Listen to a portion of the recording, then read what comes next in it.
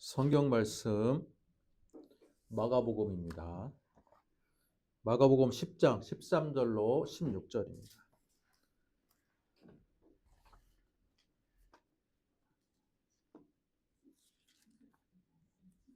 마가복음 10장입니다.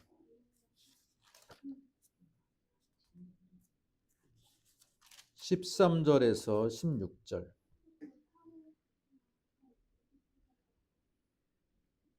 신약성경 70쪽입니다. 저와 여러분이 한 목소리로 같이 읽도록 하겠습니다. 사람들이 예수께서 만져주심을 바라고 어린 아이들을 데리고 오매 제자들이 꾸짖거늘 예수께서 보시고 노하시어 이르시되 어린아이들이 내게 오는 것을 용납하고 금하지 말라. 하나님의 나라가 이런 자의 것이니라.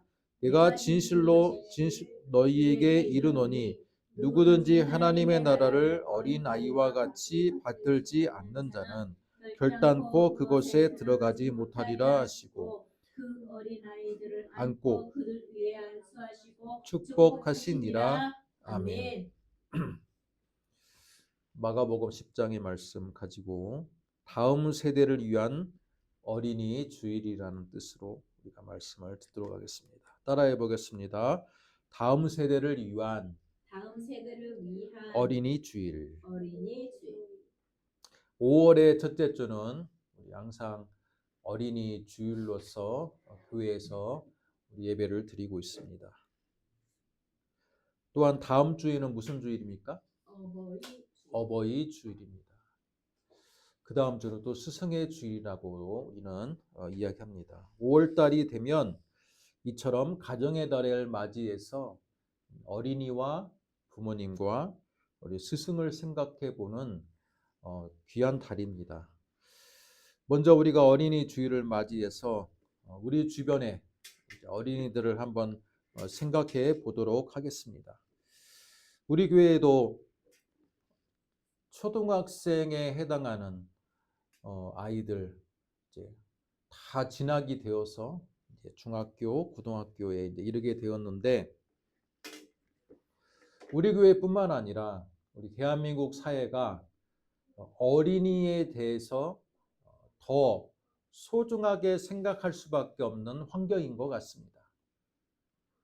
과거에는 가정마다 자녀가 2명, 3명, 저희 어렸을 때만 해도 2명, 3명이 기본이었는데 지금은 한 쌍의 부부가 결혼을 해도 한 명의 자녀를 낳지 않는 평균 0.7에서 0.8을 왔다 갔다 하는 우리 대한민국 사회가 되었습니다.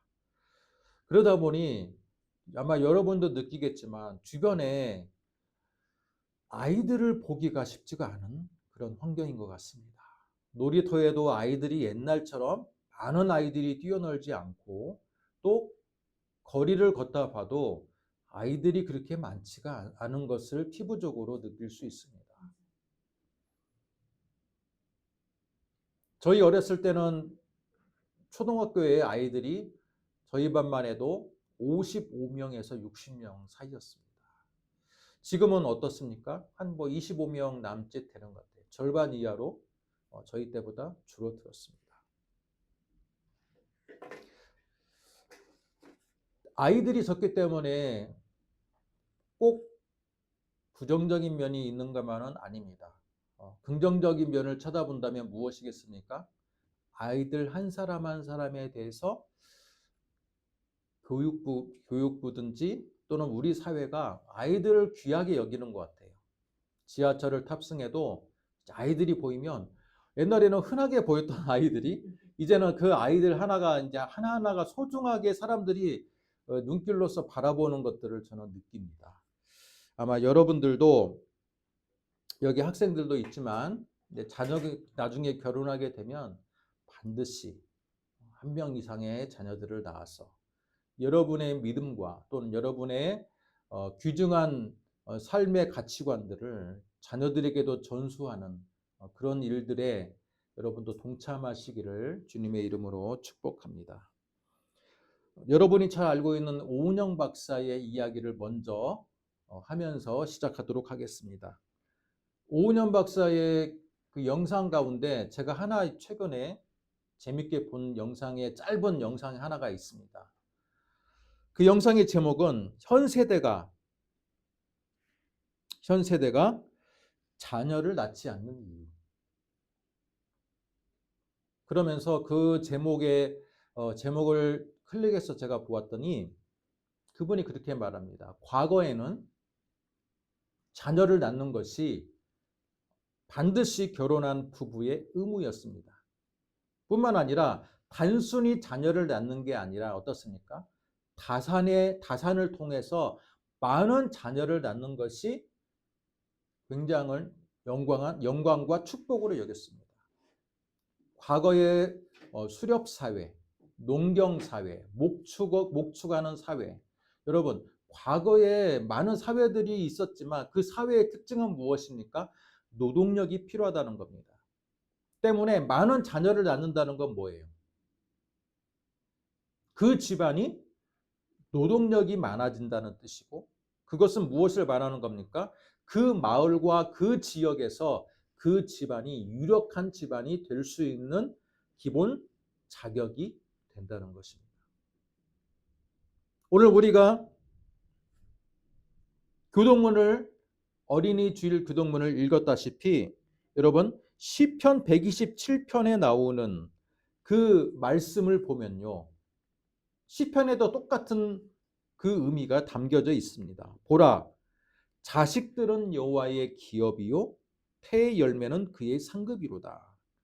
젊은 자의 자식은 장사의 수중에 화살 같으니 이것이 그의 화살통에 가득한 자는 복되도다. 여러분, 자녀를 뭘로 비유했습니까? 장사 수중에, 그러니까 장수의 수중에 있는 화살과 같다라는 겁니다. 무기가 많이 채워진다는 뜻입니다. 이건 무엇을 말하는 겁니까? 전투력이 상승하는 거죠. 장사의 수중에 활원이 있는데 여러분 화살이 한두 개밖에 없으면 그 장수는 어떻습니까? 그가 가지고 있는 화살이 한두 번밖에 기회를 얻지 못하고 그 이후에는 쓸모가 없어지는 겁니다. 그러나 화살통에 화살이 가득 채워져 있으면 어떻습니까? 그 화살로 그죠? 그 화살을 많이 사용할 수 있어서 전투력이 상승하는 겁니다. 자, 이것이 뜻하는 건 뭡니까? 자녀가 많을수록 그 장사를 무엇을 상징하는 겁니까? 그 집안입니다. 그 집안은 힘을 갖게 되는 겁니다. 힘을 갖게 되는 거예요.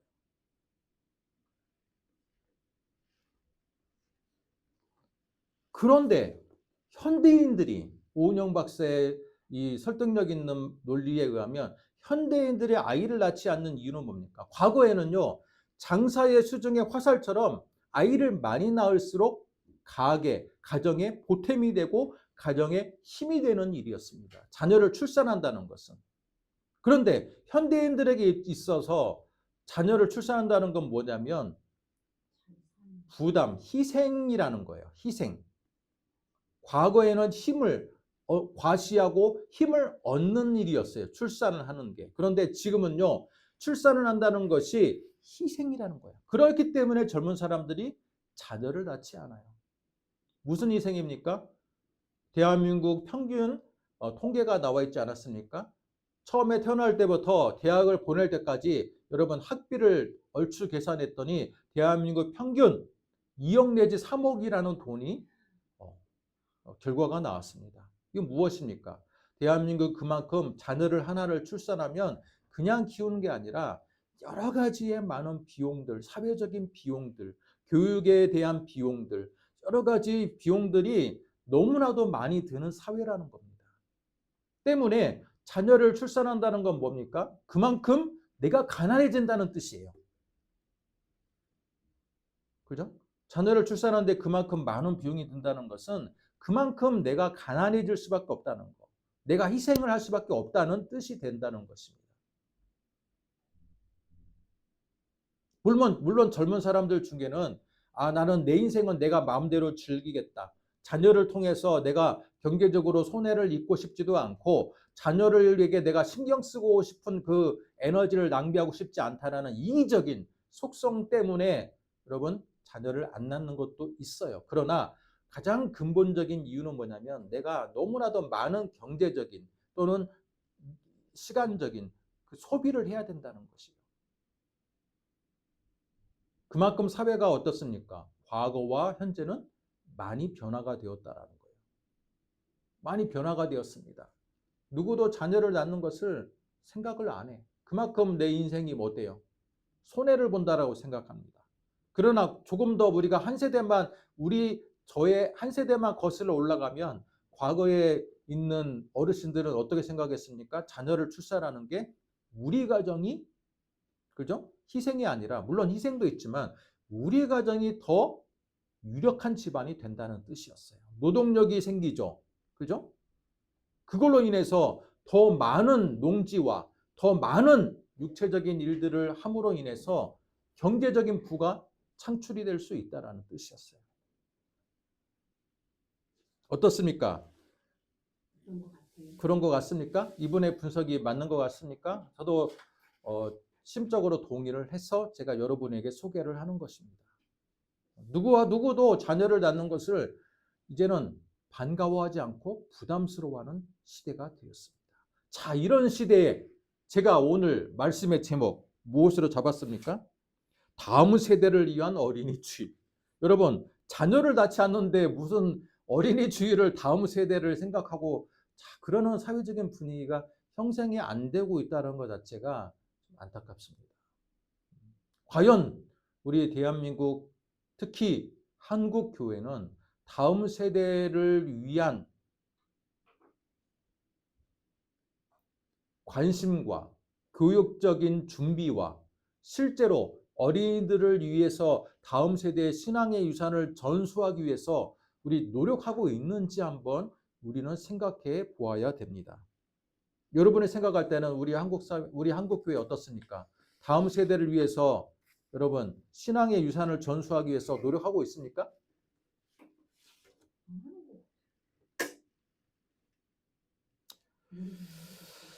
모르겠습니까?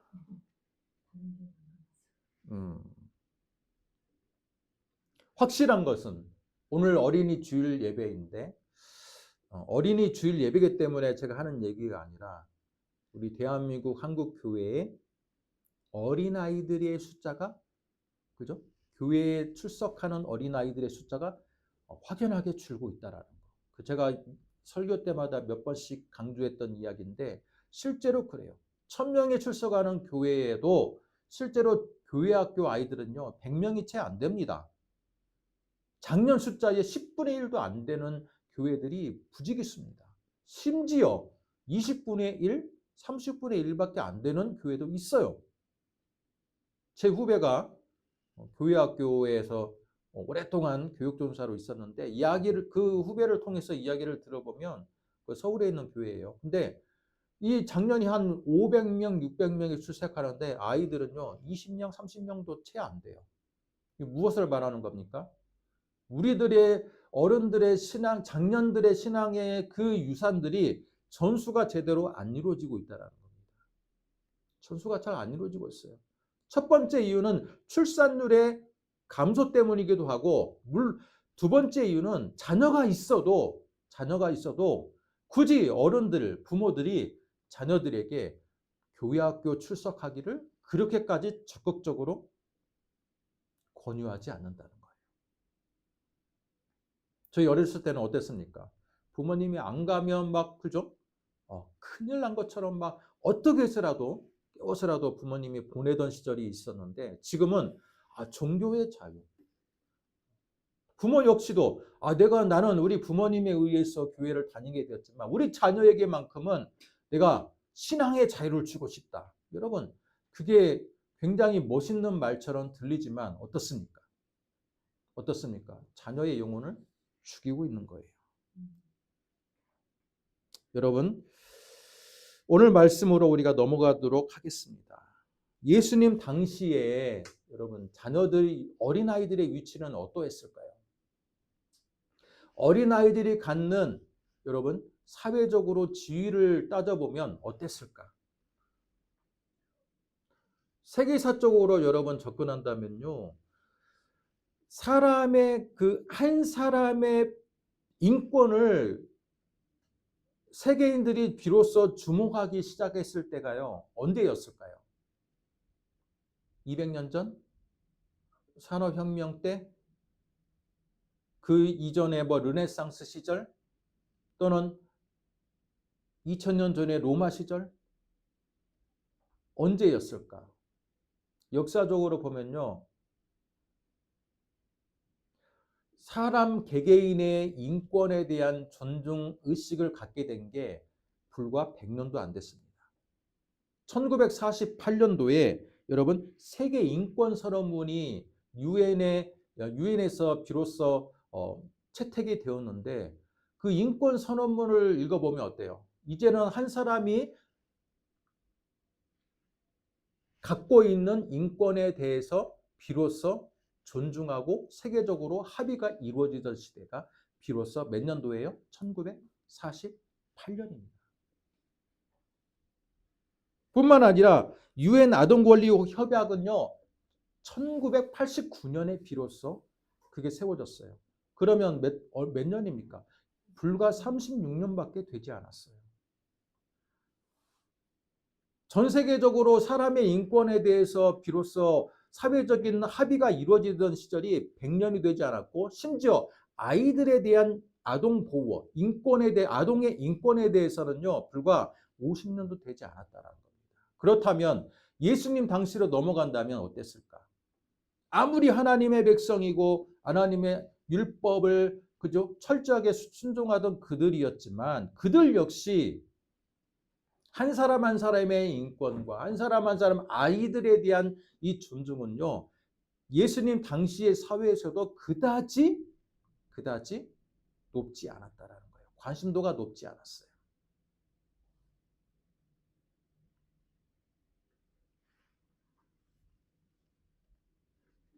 그런데 오늘 말씀을 보면 어떻습니까? 오늘 말씀을 보면 사람들이 예수님께 자신의 아이들을 데리고 왔어요. 예수님 주변에는 많은 무리들이 예수님의 이적과 하나님의 말씀을 듣기 위해서 따라다녔는데 그 따라다니는 사람들 중에는 예수님의 말씀이 너무 감동적이고 좋은 나머지 자신의 자녀들에게도 예수님의 말씀을 듣게 해주고 싶은 자녀들이 있었다라는 겁니다. 이건 우리 시대로 말하면 어떤 사람들이에요? 교육열이 높은 사람들이에요. 교육열이 높은 소수의 사람들은요.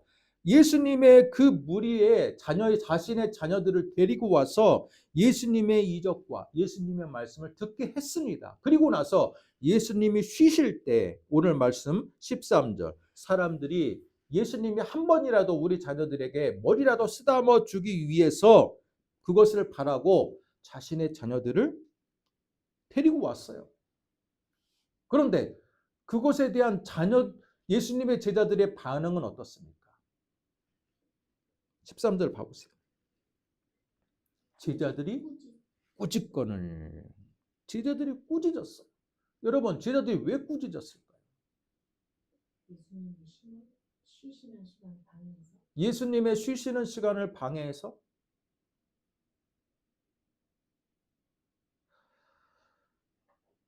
그런 의미도 있겠지만 제자들은요. 철저하게 유대인이었고 유대 사회의 기본 문화적인 또는 도덕적인 정서적인 그런 특징들을 다 모두 그 문화에 젖어 있던 사람들입니다. 그 유대 문화에게는요. 아이들이 랍비에게 그 스승이잖아요. 하나님의 나라에 이르는 우리 랍비와 같은 우리 예수님에게 데리고 온다는 것은요. 굉장히 무례하다라고 생각했던 거예요. 유대 문화에서.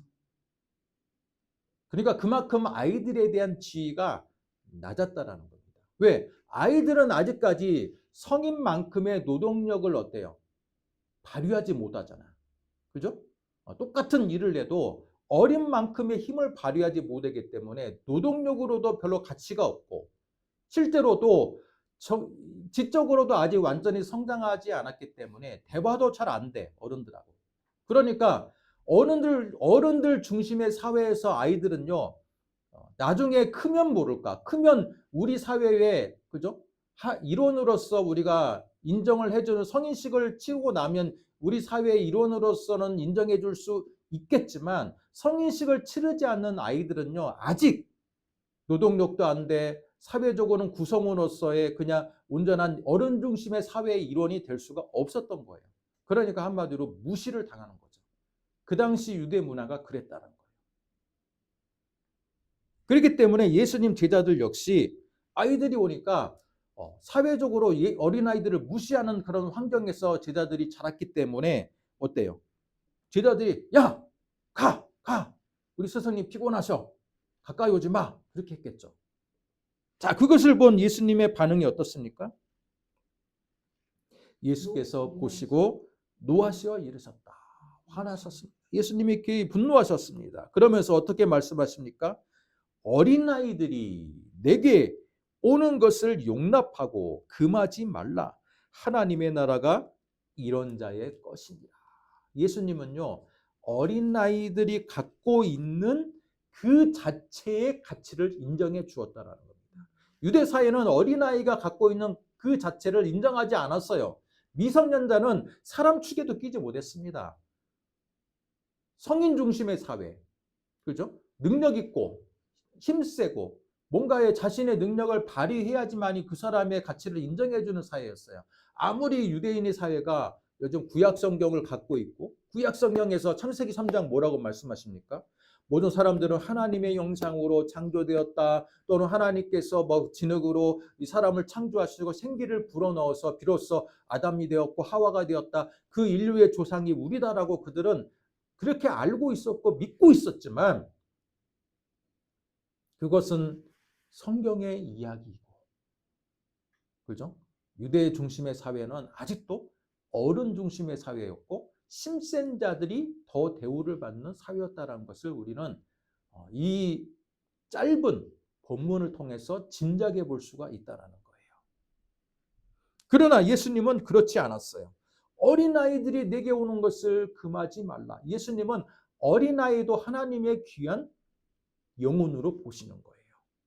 어린아이는 아직 완성되지 않은 부족한 어른이 아니라 어린아이는 그 자체로 하나님께 창조된 자이고 또한 귀한 깨끗한 영혼을 가진 자들이기 때문에 그 자체로 존중을 받아야 된다라고 말씀하고 있습니다. 여러분, 1989년에 그죠? 아동 권리 협약이 있기 전부터 예수님은 이미 2000년 전에 그죠? 사회에서도 그렇게 생각하지 못했던 부분들을 예수님은 이미 아시고 계셨다라는 거예요. 어린아이가 그 자체가 갖고 있는 귀한 가치를 예수님은 인정해 주었습니다. 그러면서 예수님의 말씀을 조금 더 우리가 들어보면요. 뭐라고 말씀하십니까? 내가 진실로 진실로 너희에게 이르노니 누구든지 하나님의 나라를 어린아이와 같이 받들지 않는 자는 결단코 그곳에 들어가지 못하리라. 여러분, 예수님의 이 말씀을 자세히 보면요. 어린아이이기 때문에 존중받아야 된다라는 것은 또 그건 아니에요. 이 말을요, 여러분, 두 가지의 핵심적인 예수님의 메시지를 기억해야 돼. 예수님은 어른 중심의 사회에서 어린아이들 그 자체가 갖는 그 귀한 어린아이의 속성, 어린아이의 권위를 인정해 주셨어요. 그러나 어린아이이기 때문에 무조건 천국에 간다라는 말씀은 안 했어요. 그죠? 여러분, 어른들은 마음이 더럽고 타락했기 때문에 어른들은 구원받기 힘들고 어린아이는 마음이 깨끗하기 때문에 무조건 여러분 구원받는다라는 의미로 이 말씀을 주신 게 아니라는 거예요. 그러면 예수님의 이 말씀 메시지는 어떤 뉘앙스가 담겨 있습니까? 첫째, 어린아이는 그 자체로 존중을 받아야 된다. 어린아이도 하나님이 창조하신 귀한 영혼이다라는 것을 인정하셨습니다. 그리고 두 번째는 뭡니까? 하나님의 나라는 어린아이이기 때문에 들어가고 어린이기 때문에 못 들어가는 게 아니라 하나님의 나라는 어린아이와 같은 속성을 가진 자가 하나님의 나라에 들어갈 수 있다라고 말씀해 주셨다라는 거예요. 어린아이와 같은 속성은 무엇입니까? 여러분이 알고 있는 어린아이와 같은 속성은 무엇입니까?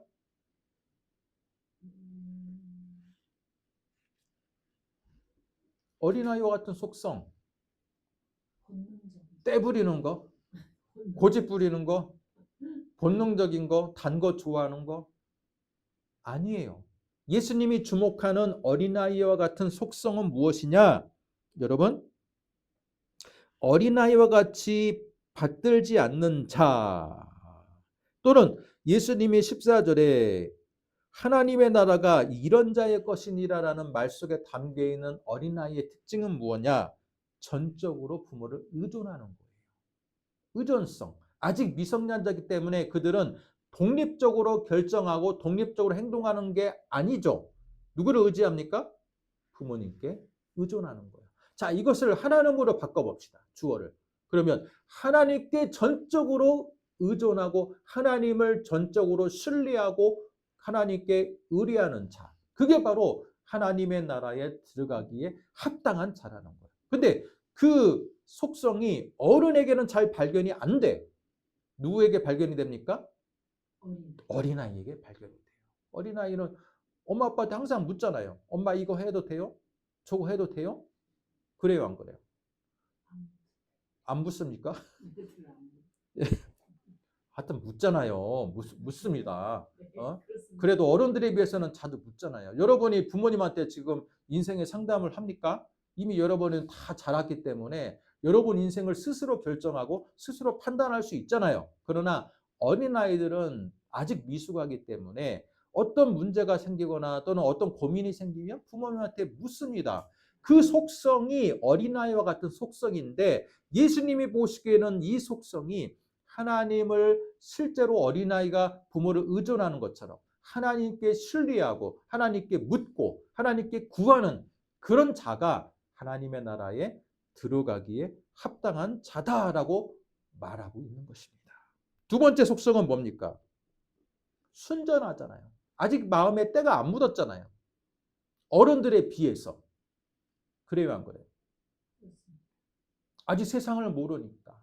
마찬가지로 하나님 안에서 우리는 어린아이와 같이 순전해야 돼요. 순전해야지만이 하나님의 나라에 들어가기에 합당하다는 것입니다. 또한 세 번째 어린아이 특징이 뭡니까? 감정에 충실합니다. 기쁘면 기쁘다고 막 웃고 슬프면 슬프다고 울을 수 있어요. 근데 어른이 될수록 어때요? 자신의 감정을 숨기는 것에 익숙해지는 거죠. 여러분들 사회생활 하다 보면 자신의 감정을 얼마나 우리가 노출하지 않고 숨겨야 될 때가 많습니까? 특히 대한민국 사회는. 그래요, 안 그래요? 자신의 감정을 노출하면요, 사람을 우습게 봅니다. 아, 저 사람 저거. 그렇기 때문에 점점 어른이 된다는 것은 자신의 감정을 숨기고 때로는 별로 기쁘지 않을 때도 기쁘게 웃는 것처럼 보여야 되고 슬플 때에도 자신의 슬픔을 별로 표현하기가 그 주변의 눈치를 보면서 슬픔을 표현할 때도 우리는 많이 있습니다. 그러나 아이들은 그렇지 않아요. 기쁘면 웃고 슬프면 울어요. 쉽게 울을 수 있고 쉽게 웃을 수 있는 그 어린아이와 같은 속성이 예수님이 보실 때는 하나님이 기뻐하는 하나님의 자녀들의 특성이 되어야 된다는 거예요. 여러분은 어떻습니까? 하나님 앞에서 하나님께 기도할 때 자신의 감정을 충실히 내어놓고 감정에 충실하게 기도할 수 있습니까? 하나님으로 인해서 기뻐할 수 있고 하나님으로 인해서 또 내 아픔을 고백할 수 있습니까? 어린아이와 부모에게 이야기하는 것처럼 그런 속성을 가질 때 천국에 들어가기에 합당한 자라는 것입니다. 어때요? 우리도 예수님 앞에 하나님 앞에 어린아이와 같이 전적으로 하나님을 신뢰하고 의지하고 순전한 마음으로 하나님을 섬기고 교회를 섬기며 또한 기쁨과 순수한 감정으로 사랑의 고백을 드린다면 우리는 진정으로 하나님께서 기뻐하는 자녀가 될 수 있습니다. 그러나 아직까지도 하나님을 전적으로 의지하지 않고 내 인생은 내가 극복해 나가겠다. 내가 선택하겠다. 교회를 다님에도 불구하고 내 인생은 내가 선택하는 거야. 하나님은 나한테 복만 주시면 돼. 여러분 그렇게 믿고 신앙생활하는 분들이 얼마나 많습니까? 중요한 결정은 내가 하겠습니다. 하나님은 나한테 복만 주세요. 응? 뿐만 아니라 순전했던 그 어린아이와 같은 마음은 잃어버리고 마음이 냉랭하고, 그죠? 뭘 해도 기쁘지 않고 뭘 해도 별로 설레지도 않는 그런 마음을 가지고, 여러분 혹시라도 이 자리에 참석한 분들 있습니까? 주님 안에서 여러분 진정으로 메말라 버렸던 그 감성, 그죠? 잃어버렸던 그 감정들을 찾기를 원하십니다. 주님의 이름으로 축복합니다. 우리가 육체의 치유, 영육의 치유를 받는 것도 중요합니다. 기도를 통해서 하나님의 치유의 능력을 경험하는 것 얼마나 우리가 소망합니까? 근데 저는 그것보다도 더 중요한 것은 우리의 메말라 버린 이 정서가, 그죠? 하나님으로 인해서 하나님 앞에서만큼은 어린아이처럼 내 감정을 순수하게 내어놓을 수 있고 고백할 수 있는 그런 하나님과의 관계가 회복이 더 우선이라고 저는 생각합니다. 예수님께서 말씀하시는 이 어린아이와 같은 자가 천국에 들어갈 수 있다는 것은요, 우리의 신앙에 대한 이야기예요. 어린아이를 주제로 이야기하고 있지만 실제로는 누구를 향한 이야기입니까? 남녀노소 모든 대상을 향한 예수님의 메시지인 겁니다. 남녀노소 모두 하나님께서는 사랑하신다는 거예요. 어린아이이기 때문에 덜 사랑하고 노인이기 때문에 노인의 지혜를 더 사랑해서 노인을 더 존중하는 하나님이 아니라, 하나님은 남녀노소 상관없이, 성별에 상관없이, 나이에 상관없이 모두 하나님의 형상으로 창조되었기 때문에 존중을 받아야 된다는 거예요. 그런데 그 중에서도 하나님의 나라에 들어가기 합당한 자들은 누구예요? 어린아이와 같은 속성을 가진 자들이 되어야 된다는 거예요. 순수함입니다. 전적으로 우리 하나님을 의지하는 사람이 되어야 됩니다. 또한 기쁨의 감정을 표현할 수 있어야 됩니다. 메말라버렸던 정서를 회복해야 됩니다. 이런 자들이 하나님의 나라에 들어가기에 합당한 자들이라는 겁니다. 현대 세대가 잃어버린 것 중에 하나는 바로 하나님 앞에서 어린아이와 같은 감성입니다. 감성. 여러분 요즘 한류가 유행하고 있는데 지금 드라마와 노래의 많은 장르들, 한류의 장르들의 특징이 뭐예요? 세계인들을 울리는, 세계인들에게 주목을 받고 세계인들에게 환영을 받는 의미가 뭡니까? 세계인들이 잃어버렸던 그 한국 특유의 한국 특유의 감성을 세계인들은 몰랐었는데 이 미디어를 통해서 보니까 자신들이 몰랐던 이 감성을 한류의 많은 이 문화 매체들이 자극하는 거예요. 그러면서 그들이 뭐를 느끼고 있냐면 자신들이 몰랐던 그 감성들을 회복하는 겁니다. 그죠? 옛날에는 울지 않았던 서양인들이 이제는 한류의 드라마를 보면서 또 감정의 그 한류가 한국에게 갖고 있는 정과 한과 그 여러 가지의 그 깔려 있는 저변의 감정들을 그들도 느끼고 공감한다는 데서 세계인들이 환영한 콘텐츠가 되고 있지 않을까요? 마찬가지입니다. 마찬가지. 우리 대한민국 교회가 하나님이 진짜 하나님의 나라에 들어가기 합당한 교회가 되기 위해서는 잃어버렸던 그 하나님을 향한 감정들을 회복해야 돼요. 아멘. 그죠? 잃어버렸던 감정들.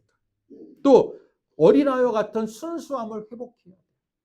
하나님과 거래하기 위해서 하나님 축복 내려줘야 됩니다. 뭐 그러면서 하나님과 거래하기 위한 신앙이 아니라 하나님 그 품 안에 있는 것만으로도, 어린아이가 부모님 품 안에 있는 것만으로도 얼마나 좋아합니까?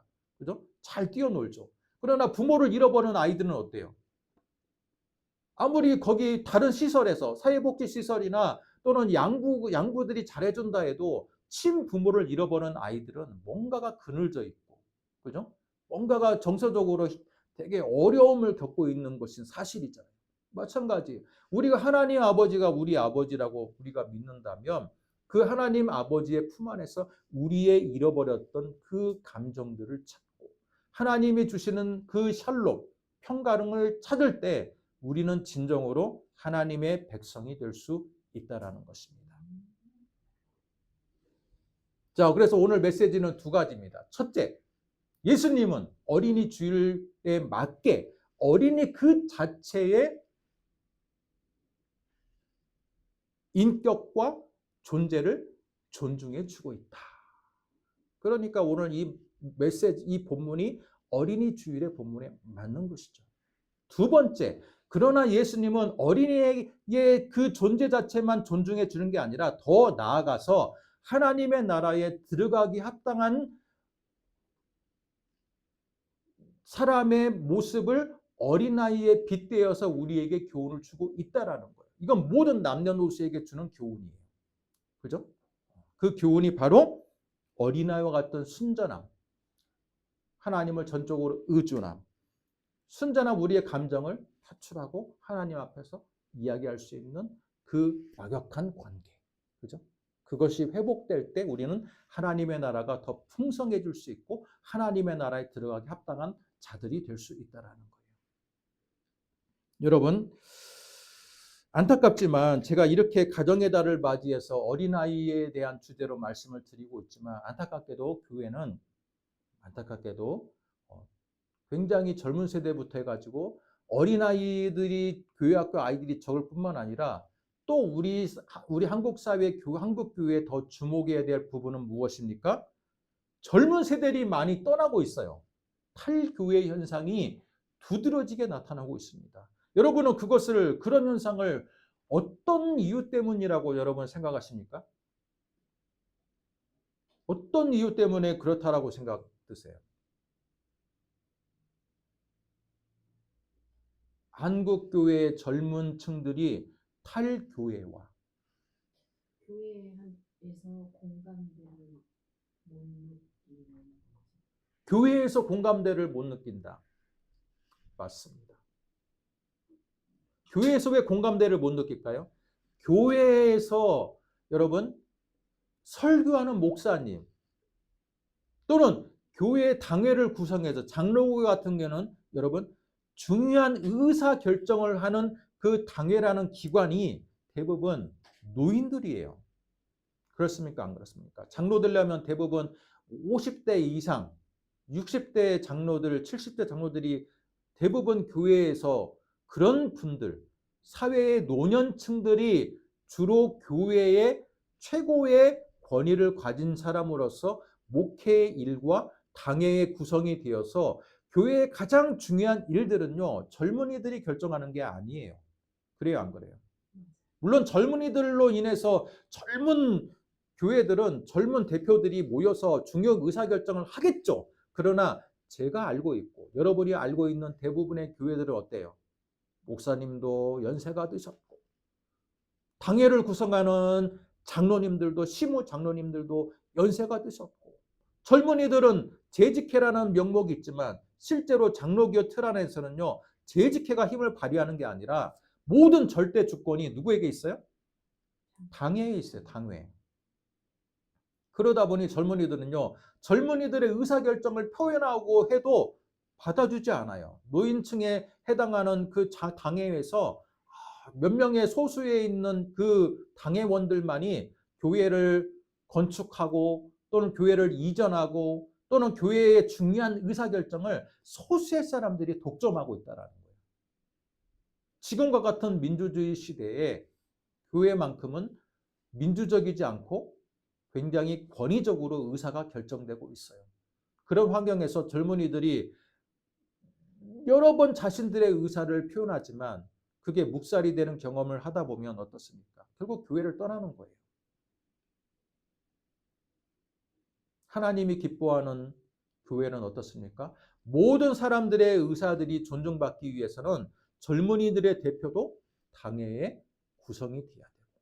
뿐만 아니라 모든 결정을 당회로 구성하는 게 아니라 전체 세례교인들의 그 모임에 있는 재직회를 통해서 중요한 의사결정이 결의돼야 되고, 그죠? 논의돼야 되고, 그럴 때 젊은이들도 나도 교회에서 한 사람의 성도로서 우리들의 의견들을 교회에서 충분히 반영해주고 있구나라고 했을 때 더 젊은이들이 환영할 수 있는 교회가 되지 않을까요? 가정의 달을 맞이해서 저는 그런 생각을 해보았습니다. 교회가 깨어지지 않고 교회가 비민주적이고 아무리 큰 교회도 소수의 몇 사람에 의해서 교회가 의사결정이 되는 구조는요, 시대를 역행하는 그런 상황이다라고 봅니다. 사랑하는 성도 여러분, 오늘 어린이 주일을 맞이해서 과연 여러분은 어떻습니까? 여러분의 가정에 있는 자녀들에게 예수님처럼 어린아이들이 갖고 있는 그 가치를 존중해주고 있습니까? 뿐만 아니라 여러분 역시 하나님 안에서 어린아이와 같은 속성을 가지고 하나님과의 관계성 회복을 위해서 지금도 기도하고 노력하고 있습니까? 그렇다면 여러분과 여러분이 섬기는 교회는 희망이 있습니다. 그러나 여러분이 아직도 구세대적인 발상으로 인해서 너는 아직 모르니까 부모의 권위를 굉장히 권위적으로 대하고 뿐만 아니라 교회 안에서도 여러분이 권위적으로 성도들에게 또는 하나님과의 관계성을 맺는다면 여러분은 예수님이 오늘 말씀을 주신 말씀처럼 하나님의 나라에 합당한 삶을 살고 있지 못하게 되는 것입니다. 진정으로 여러분 안에 하나님의 나라에 합당한 삶이 회복되기를 주님의 이름으로 축복합니다. 그것은 우리가 깨어야 될 부분입니다. 우리가 깨어야 될 부분. 우리의 눈이 깨어져야 되고 우리의 생각이 깨어져야 되고 하나님 안에서 모든 것들이 어린아이와 같은 속성으로 내가 변화가 되어서 하나님과의 온전한 관계가 회복될 때 우리 가정과 나와 우리 교회는 더 하나님께 축복을 받을 수 있고 희망이 있음을 오늘 말씀을 통해서 여러분과 함께 귀한 메시지를 나누었습니다. 기도하겠습니다. 하나님 아버지 은혜와 사랑을 감사합니다. 오늘 우리에게 주시는 이 귀한 말씀을 통해 예수님께서는 1차적으로 그 당시 사회에서 주목받지 못했던 소외받고 또한 무시당했던 어린아이들이 갖고 있는 귀한 영혼의 가치를 인정해 주셨습니다. 우리 역시 사회에서 소외받는 자들 또한 우리 아이들에 대해서 더 소중하게 생각하는 우리들 되게 하여 주옵소서. 사회적으로도 또한 소외받는 자들이 있습니까? 어려운 자들이 있습니까? 그들을 친정으로 하나님의 마음으로 품어줄 수 있는 그런 저희들 되게 하여 주옵소서. 뿐만 아니라 예수님은 오늘 말씀을 통해서 모든 남녀노소의 모든 사람들은 어린아이와 같은 속성을 하나님과의 관계성을 맺을 때 어린아이와 같은 속성을 통해서 하나님의 기뻐하는 관계를 맺어갈 때 그 사람이 하나님의 나라에 들어가기에 합당한 자라고 말씀해 주셨습니다. 하나님, 그동안 제가 하나님과의 관계성을 맺을 때